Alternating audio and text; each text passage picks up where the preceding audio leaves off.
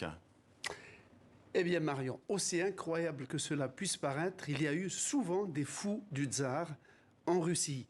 Le colonel Mikhail Khodorkovsky est un militaire classique qui est né en Estonie, qui a grandi et étudié en Biélorussie et qui a pris sa retraite en 2020. Jeune retraité alors. Hein.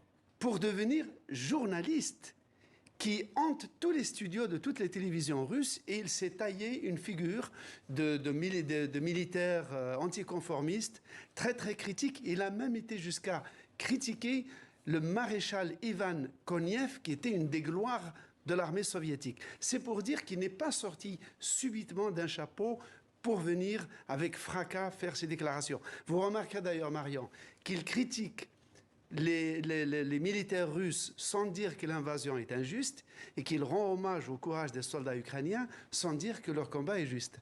Mais Slimane, justement, cet ancien colonel, est-ce qu'il n'est pas un peu la voix dissonante utile du pouvoir pour que Moscou puisse dire « Mais attendez, regardez, on a une diversité des opinions sur nos plateaux ».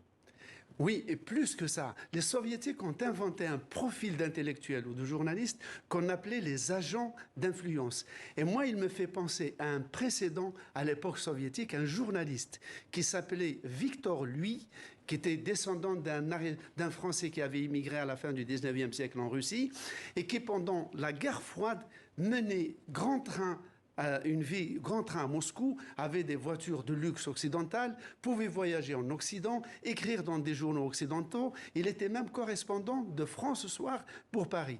Et Victor, lui, fréquentait les journalistes étrangers, était toujours là en train d'instiller, de distiller des vraies fausses informations, des vraies fausses coupes pour intoxiquer et lâcher des ballons d'essai. Et parfois, il lançait de véritables informations, comme par exemple en 1964, il annonce la destitution de Khrouchtchev.